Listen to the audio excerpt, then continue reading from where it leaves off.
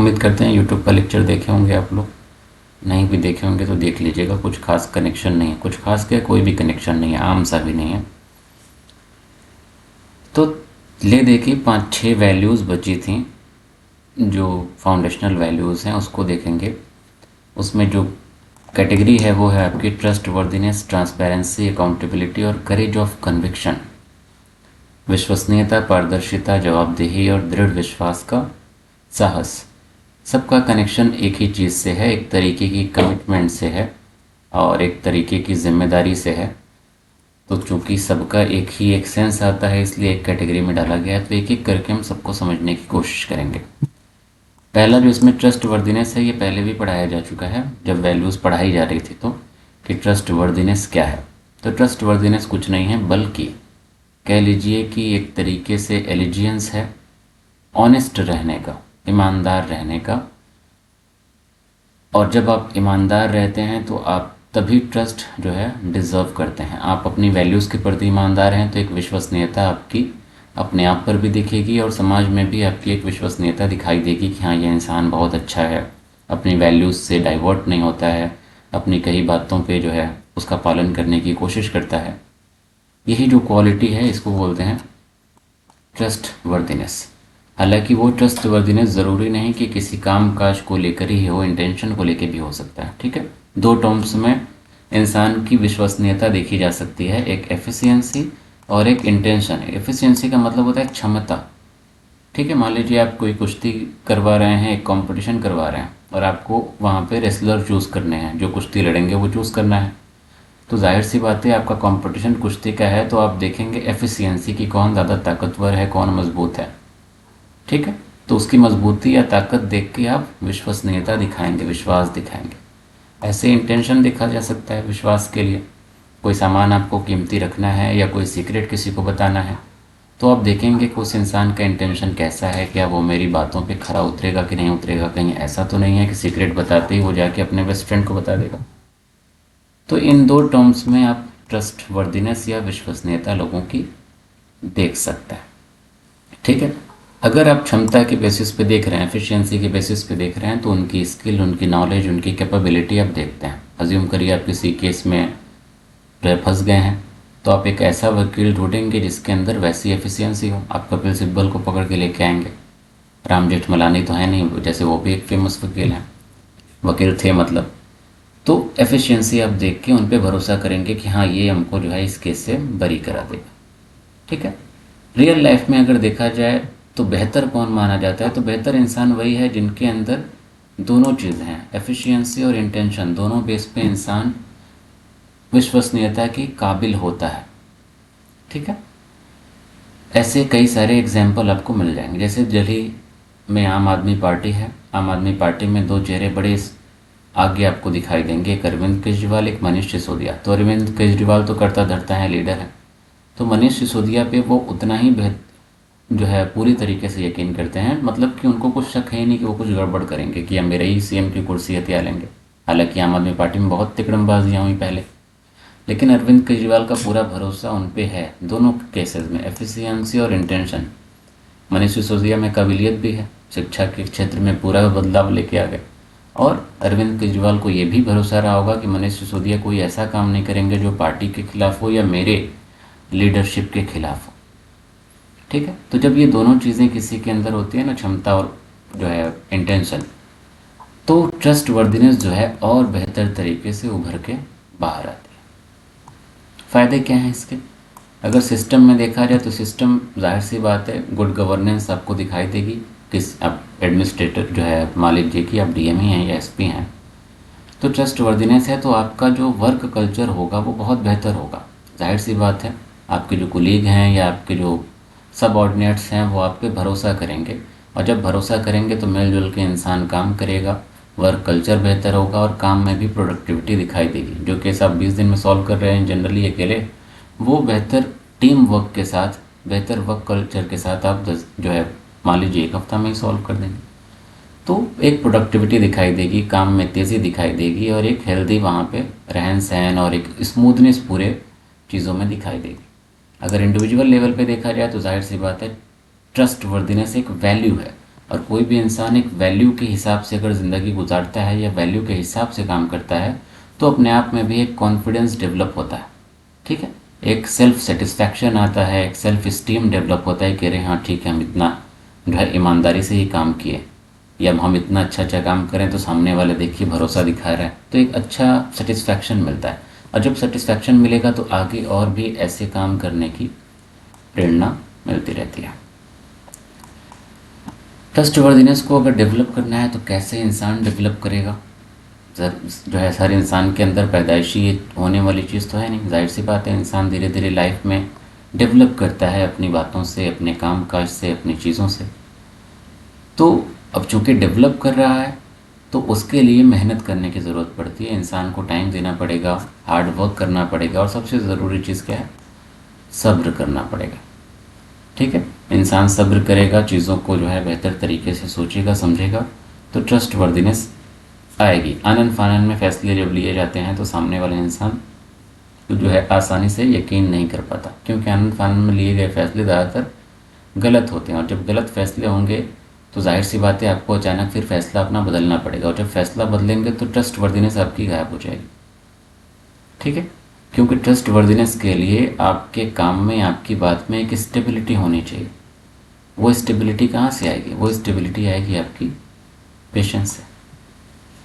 इसके अलावा आप वैसी स्किल डेवलप करें, वैसा नॉलेज डेवलप करें, और ऑथेंटिक तरीके से अगर आप बातें रख रहे हैं तो भी ट्रस्ट वर्दीनेस आपके अंदर आएगी। ऑथेंटिक बातें नहीं हैं, बस आप जो है सुनी सुनाई बातें बोल रहे हैं, या फिर जो महसूस हो रहा है वो बोल रहे हैं, या फिर आपका जो परसेप्शन बन रहा है बस वो बोल रहे हैं, तो ट्रस्ट नहीं करेगा इंसान। हाँ, लॉजिक के बेसिस पे फैक्ट पेश करेगा तो ट्रस्ट दिखाई देता है। जैसे बीजेपी के एक प्रवक्ता हैं, सुधांशु नाम है, तो करते हैं वही नफरत वाली बातें, मतलब बांटने वाली बातें ऐसी वगैरह वगैरह, लेकिन बातों में दम बहुत होता है। एक तरफा बात रखते हैं तो नफरत दिखाई देने लगती है, लेकिन दम होता है क्योंकि वो फैक्ट के बेसिस पे बोलते हैं। तो फैक्ट के बेसिस पे बोल रहे हैं तो कोई बात काट भी नहीं पाता। ये अलग बात है कि वो पूरी बात रखें तो एक अलग बेहतर खूबसूरत सा माहौल समाज में दिखाई देगा। ठीक है, तो बहरहाल ये सारी चीज़ें ओवरऑल किसके थ्रू हो जाती हैं? सोशलाइजेशन के थ्रू हो जाती हैं। इंसान थ्रू आउट लाइफ ये सारी चीज़ें धीरे धीरे प्रैक्टिस के साथ, ईमानदारी के साथ, पेशेंस के साथ सीखता जाता है, और ट्रस्टवर्दीनेस डेवलप होती जाती है। अगली चीज़ है ट्रांसपेरेंसी, पारदर्शिता। ट्रांसपेरेंसी क्या है? Practice of being open and clear about decision, processes and action. ठीक है, प्रक्रियाओं और कार्यों के बारे में खुले और स्पष्ट होने का अभ्यास है। आप जो भी काम कर रहे हैं उसके बारे में खुले तरीके से काम करना, खुले तरीके से दिखाना कि आप क्या कर रहे हैं, क्यों कर रहे हैं, वो बातें लोगों के सामने पेश करना, यही क्या है? ट्रांसपेरेंसी है। और आम जिंदगी में तो ठीक है, रिश्तों के लिए ट्रांसपेरेंसी ज़रूरी है, लेकिन यहाँ पे सिविल सर्वेंट्स के जो है कंटेक्स्ट में बात हो रही है, तो उनके लिए ट्रांसपेरेंसी इसलिए भी ज़रूरी है कि वो कितना काम कर रहे हैं, कहाँ काम कर रहे हैं, किसके पक्ष में फ़ैसला ले रहे हैं, किसके खिलाफ कुछ काम कर रहे हैं, ये सारी जानकारी एक आम इंसान को पता होनी चाहिए, क्योंकि आफ्टर ऑल वो एक सिविल सर्वेंट है, जनता का सेवक है। तो जनता का सेवक है तो उसकी जवाबदेही जनता के प्रति बनती है, और जब जनता के प्रति जवाबदेही बनती है तो उसके लिए पारदर्शिता रखना अनिवार्य हो जाता है। ठीक है, क्योंकि जाहिर सी बात है आम इंसान को पता होना चाहिए कि वो जो उसके पूरे ज़िले को संभाल रहा है, पूरे शहर को संभाल रहा है, उसका एक्चुअल में काम कैसा है, उसके एक्चुअल में सोच कैसी है, वो सब जाहिर होगा उसकी ट्रांसपेरेंसी से। ठीक है, तो अगेन वही चीज़ें यहाँ पे हैं। कैसे ट्रांसपेरेंसी आएगी? तो ट्रांसपेरेंसी लाने के कई सारे तरीके हैं। पहला तो अगर सिस्टम की बात करें तो कई सारे ऐसे रूल रेगुलेशन है जिससे ट्रांसपेरेंसी आती है। जैसे राइट टू इन्फॉर्मेशन है, राइट टू इन्फॉर्मेशन से आप कई सारे इन्फॉर्मेशन आप निकलवा सकते हैं। मान लीजिए कुछ आपके गांव मोहल्ले में कुछ प्रोजेक्ट बन रहा है, या कोई मान लीजिए वाटर टैंक बन रहा है, और गवर्नमेंट ने उसके लिए एक निश्चित धनराशि या एक पैसे जो है अलॉट किए होंगे, और आपको शक हो रहा है कि जो है उतने पैसे लगे नहीं हैं, और जो ठेकेदार हैं या जो चेयरमैन हैं वो पैसे खा गए, तो आप राइट टू इन्फॉर्मेशन डालिए और वहाँ से इन्फॉर्मेशन निकलवाइए कि हाँ क्या क्या चीज़ें पूरी थी उसमें, कितना बजट था, कितने टाइम में बनने की बात थी, कहाँ तक पानी की सप्लाई की बात थी, सब आप निकालिए। और मतलब आपने जो है आरटीआई दाखिल कर दिया और आपको जवाब मिल गया। तो इससे आप उस चेयरमैन से, उस ठेकेदार से जाकर सवाल कर सकते हैं, अगर आपको उसमें कुछ कम दिखे कि हाँ इतना बजट अलॉट हुआ था, आपने इतने में काम कैसे कर दिया। या यहाँ तक पानी की सप्लाई करनी थी, आपने पानी की सप्लाई इस एरिया में न ले जाके अपने एरिया में आप लेके चले गए अपनी फैक्ट्री में। ये क्या है, पारदर्शिता को आसान बनाता है। इसी तरीके से सिटीजन्स चार्टर होते हैं, कोई भी गवर्नमेंट ऑफिस में आप जाइए, मान लीजिए आप जाइए आरटीओ में लाइसेंस बनवाना है, तो सिटीजन्स चार्टर लगे होते हैं, उसमें सारा लिखा होता है, सारा प्रोसेस कि आपको लाइसेंस मान लीजिए बनवाना है तो इतना दिन लगेगा, अगर कोई पैसा मांगे तो इतना ही पैसा देना, इतना निश्चित धनराशि है, इससे ऊपर कोई मांगे तो वो गलत है, कोई करप्शन जो है कर रहा है, कोई रिश्वत मांग रहा है या उससे ज़्यादा पैसे मांग रहा है तो आप इस नंबर पे कॉल कर सकते हैं। वो भी अगर बात ना सुने तो आप उससे आला अधिकारी जो है उनसे बात कर सकते हैं। या फिर मतलब हर चीज़ उसमें लिखी रहेगी, ये भी लिखा रहेगा, ये भी बताया रहेगा कि हाँ आपको इतने दिन में बन के मिल जाएगा। अगर कोई एक्स्ट्रा मांग रहा है कि हाँ थोड़ा हम जल्दी में दे देंगे तुमको, चलो 400 जमा कर दो, तो आप क्या कहेंगे कि हाँ उसमें पूरा जो लिखा है आप तुरंत वहाँ पे बता देंगे।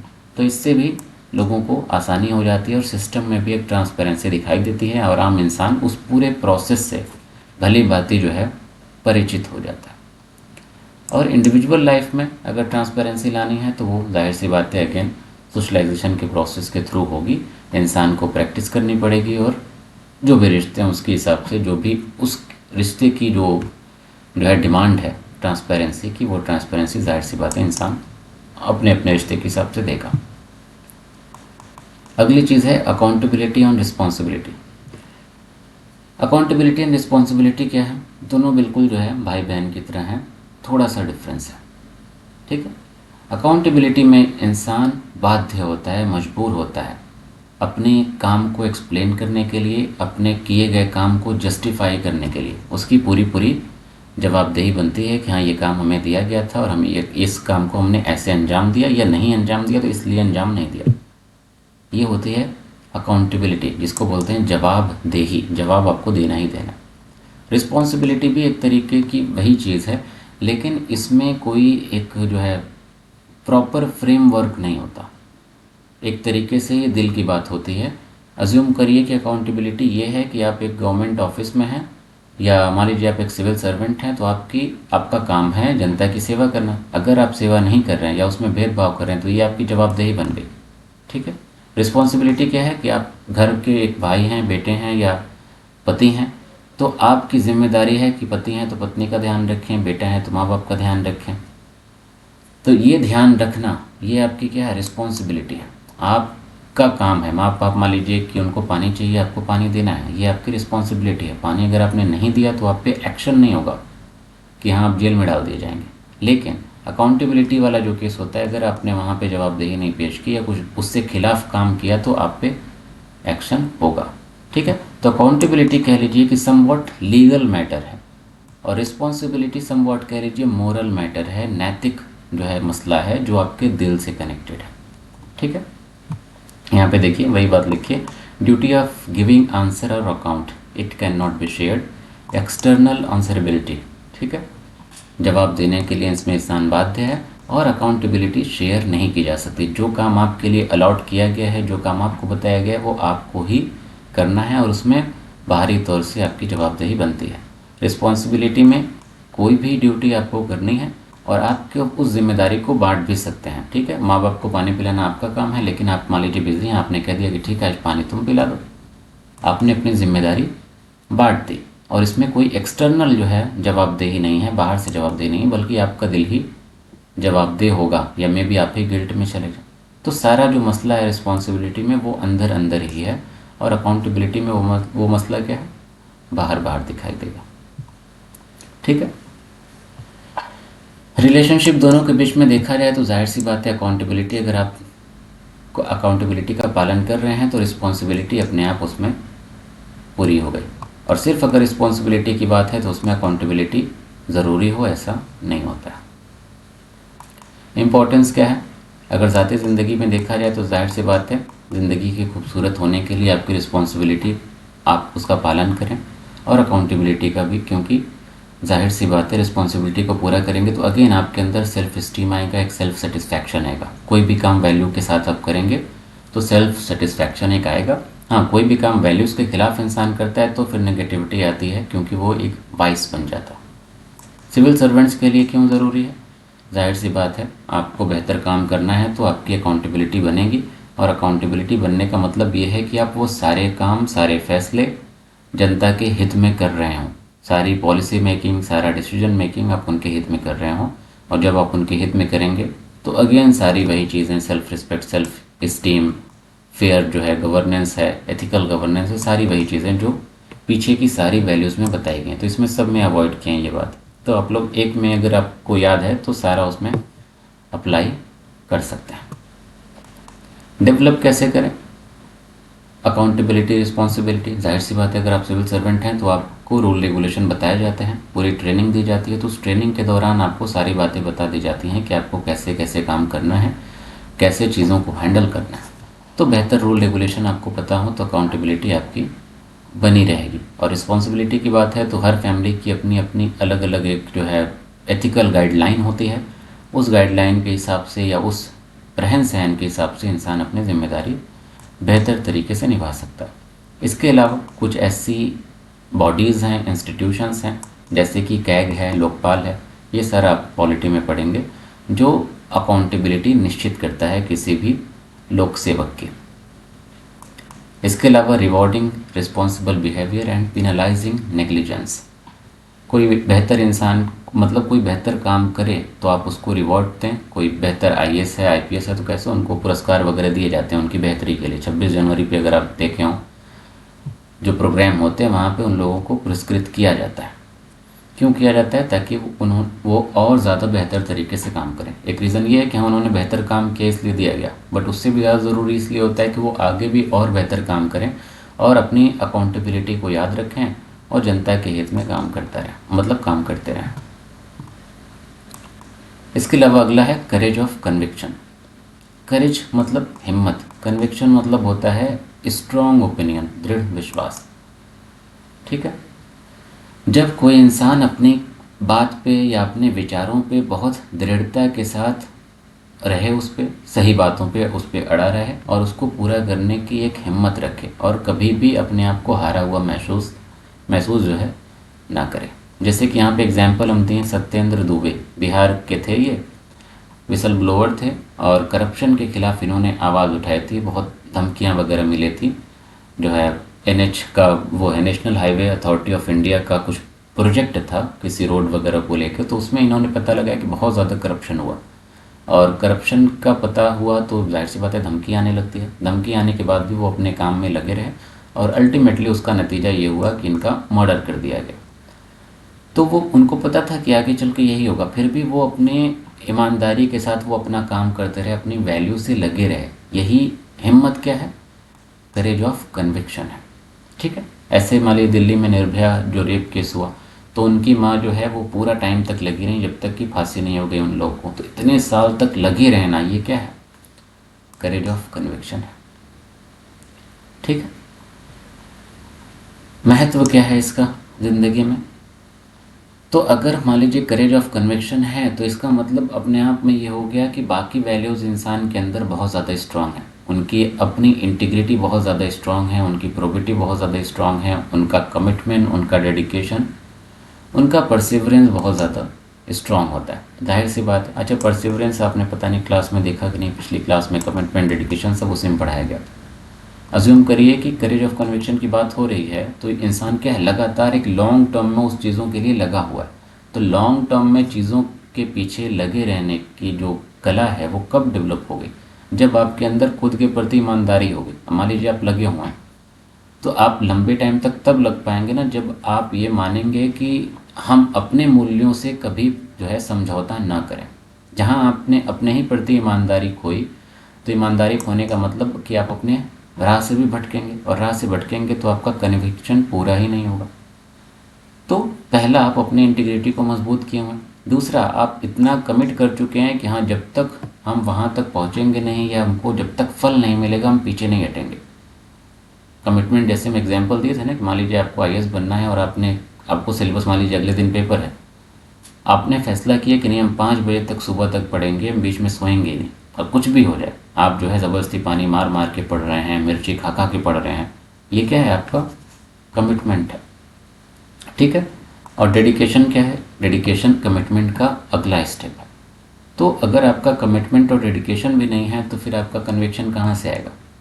कमिटेड आप हैं पूरी तरीके से, फिर उसी के लिए पूरी तरीके से आप खुद को डेडिकेट कर देते हैं, तब आप कन्विक्शन की तरफ और तेज़ी से बढ़ते हैं। और फाइनली परसिवरेंस होना ज़रूरी है कि हाँ, उस प्रोसेस को फॉलो करते हुए, जाहिर सी बात है 50 परेशानियाँ आएंगी, 50 दिक्कतें आएंगी, उन सारी दिक्कतों को सहते हुए पेशेंस के साथ, बिना अग्रेशन के, बिना जो है इरिटेट हुए, आप सब्र किए जा रहे हैं और सब्र के साथ अपने कन्विक्शन की तरफ बढ़ते जा रहे हैं। तो ये पूरी चीज़ें होंगी इंसान के अंदर, तो ही वो अपने करेज ऑफ कन्विक्शन को अंजाम देगा। और उस जो है करेज ऑफ कन्विक्शन के लिए ये सारी चीज़ें होना जो है ज़रूरी है। तो ये उसकी इम्पोर्टेंस है। डेवलप अगर इंसान करना चाहे तो कैसे करे? अगेन सोशलाइजेशन का प्रोसेस आपको पता है, उसी के थ्रू इंसान ये कन्विक्शन डेवलप कर सकता है। इसके अलावा संदीप माहेश्वरी को सुन सकता है या किसी भी मोटिवेशनल स्पीकर को सुन सकता है, इससे भी आता है कन्विक्शन। ये अलग बात है कि एक ही पल के लिए रहेगा। वो कन्विक्शन ज़्यादा बेहतर है जब आप अपने अंदर से चीज़ों को मजबूत करते हैं। और अपने अंदर से चीज़ों को मजबूत करने का तरीका अगेन अपनी वैल्यूज़ से आप चिपके रहिए और उसको फॉलो करने की कोशिश करते रहिए। इसके अलावा एक और तरीका ये भी हो सकता है कि ऐसे लोगों से आप बातचीत करें जिनका कन्विक्शन खुद अपने आप में हाई हो, चाहे वो आप दोस्ती के नाते बात करें, चाहे फिर वो इन्फोर्स्ड कॉन्टैक्ट के थ्रू ही बात करें। नेक्स्ट चीज़ है वो है एनोनिमिटी, गुमनामी। कोई भी सिविल सर्वेंट्स होते हैं तो उनका एक बेसिक जो चीज़ उनको फॉलो करनी होती है वो है एनोनिमिटी, गुमनामी। गुमनामी का मतलब ये नहीं होता है कि वो चुपचाप गायब हो जाएं समाज से।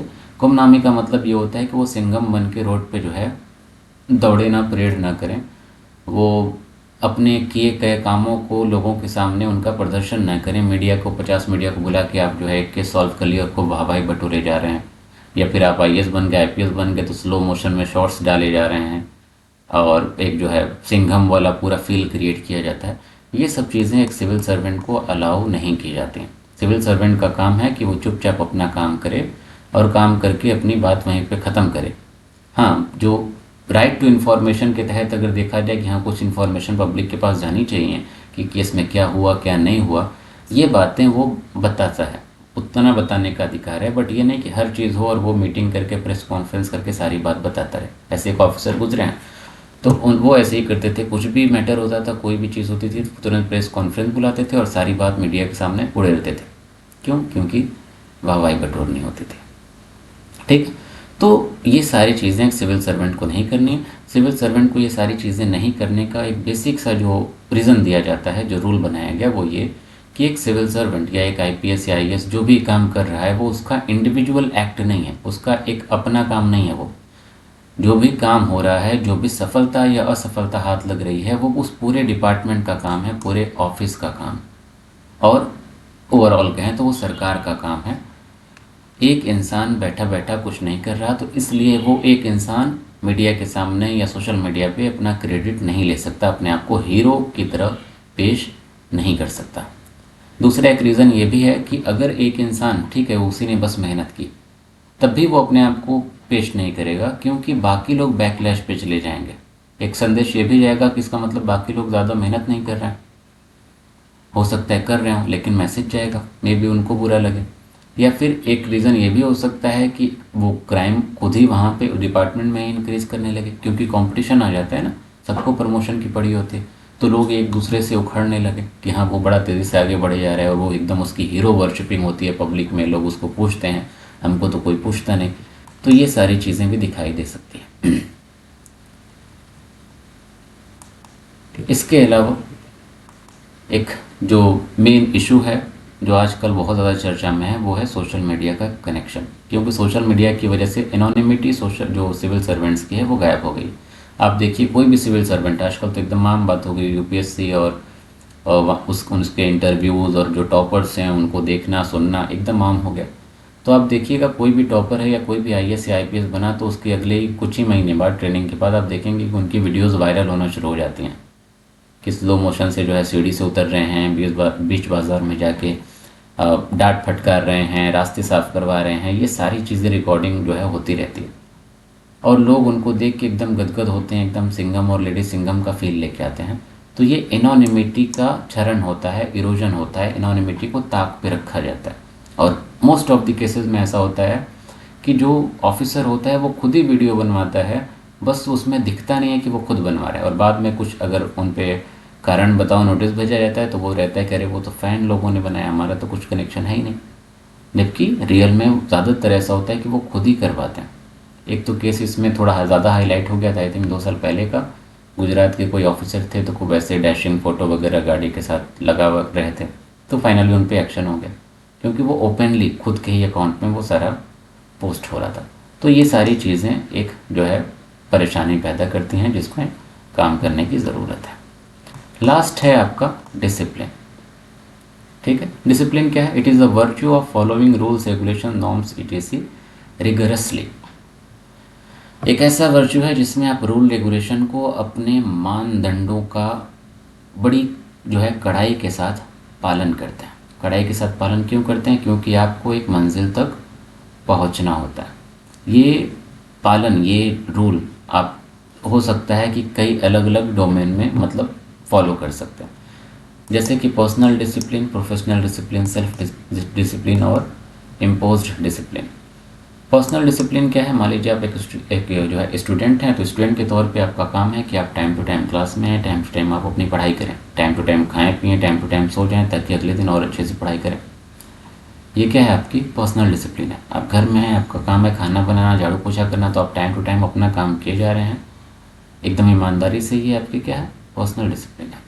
आप कहीं काम कर रहे हैं, किसी ऑफिस में हैं, तो उस ऑफिस में आप टाइम से आ रहे हैं, टाइम से जा रहे हैं, टाइम से लंच करते हैं, टाइम से अपना असाइनमेंट, अपना काम पूरा करते हैं। Professional discipline. जो सेकंड क्लासिफिकेशन क्या है? सेल्फ डिसिप्लिन और इम्पोज्ड डिसिप्लिन। सेल्फ डिसिप्लिन ये है कि आप खुद से टाइम से उठ रहे हैं, और टाइम से उठ के जो भी अपना काम काज है वो आप ईमानदारी से कर रहे हैं, सेल्फ डिसिप्लिन हो गया।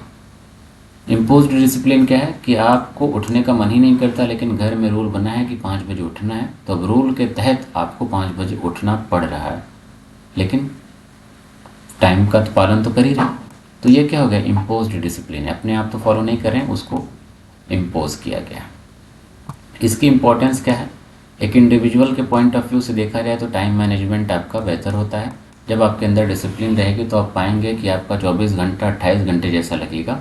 लेकिन जहाँ पे डिसिप्लिन नहीं होता, जैसे कभी कभी हम सबको लगता है ना कि 24 घंटा इतना जल्दी गुजर गया या कहाँ गया पता ही नहीं चला, और हम लोग सोचते हैं कि काश जो है 24 घंटा और लंबा होता। हालांकि मतलब थोड़ा इलॉजिकल बात है, बट वो क्यों रहता है? क्योंकि हम टाइम मैनेज नहीं कर पा रहे हैं, डिसिप्लिन में हम खुद ही नहीं हैं। ठीक है, तो डिसिप्लिन में रहेंगे तो टाइम मैनेजमेंट आपको बहुत दिखाई देगा, और टाइम मैनेजमेंट बेहतर होगा तो आपको अपने काम में भी प्रोडक्टिविटी दिखाई देगी। इसके अलावा फिजिकल और मेंटल हेल्थ डिसिप्लिन से बेहतर रहता है। आप टाइम टू टाइम उठेंगे, सारा काम करेंगे, तो आप पाएंगे कि आपकी ज़िंदगी में भी सुकून रहेगा। जैसे बिना टाइम के जो सोते हैं, उठते हैं, या फिर वो लोग जो सोते ही नहीं हैं, तो आप देखेंगे कि उनके इश्यूज़ दिखाई देंगे आपको, फिजिकल भी और मेंटल इश्यूज़ भी दिखाई देंगे कि क्योंकि आपके अंदर डिसिप्लिन नहीं है, सुकून रहेगा ही नहीं।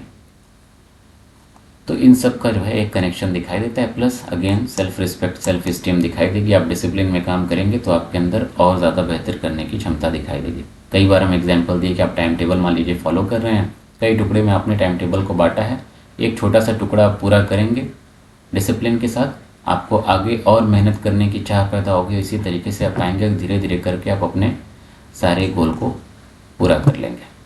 एडमिनिस्ट्रेशन के पर्सपेक्टिव से देखा जाए तो डिसिप्लिन अगर है तो एक बेहतर वर्क कल्चर आपको दिखाई देगा, आपका डिपार्टमेंट बेहतर तरीके से काम करेगा, और बेहतर तरीके से जब काम करेंगे तो एक प्रोडक्टिविटी भी अच्छी से दिखाई देगी, केसेस अच्छे से सॉल्व होंगे, पॉलिसी मेकिंग अच्छे से होगी। डेवलप कैसे होगी? अगेन सोशलाइजेशन एक तरीका है डिसिप्लिन पैदा करने का। आप जिस समाज में रह रहे हैं वहाँ समाज से आप प्रभावित होते हैं तो उसका असर पड़ता है। इसके अलावा छोटे छोटे रूल्स बनाइए, छोटे छोटे गोल्स बनाइए, इससे भी डिसिप्लिन आता है। बहुत बड़ा गोल बनाने का मतलब होता है कि आप खुद ही उब जाएंगे, आपको देखने में ही भारी लगेगा। छोटा छोटा गोल बनाइए, छोटे छोटे ज़िंदगी के रूल्स बनाइए और उनको जो है फॉलो करने की कोशिश करिए। बाकी ऑर्गेनाइजेशनल लेवल पे तो ट्रेनिंग में ये सारी चीज़ें इंसान सीख जाता है, ट्रेनिंग में ये सारी चीज़ें बताई जाती हैं। इसके अलावा भी बहुत सारे प्रोसेस होते हैं, बहुत सारे रूल्स रेगुलेशन दिए जाते हैं, उससे डिसिप्लिन आता है। इसमें कुछ खास है नहीं। तो ये चैप्टर आपका ख़त्म, ये टॉपिक यहाँ पे ख़त्म। क्वेश्चंस इसमें दिए हुए हैं, भेज दिया जाएगा ग्रुप में, आप लोग क्वेश्चन सॉल्व करिएगा। और कल हम लोग देखेंगे फिलॉसफी।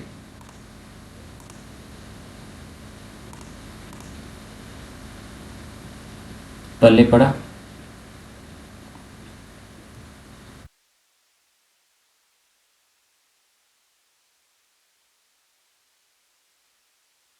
पल्ले पड़ा है?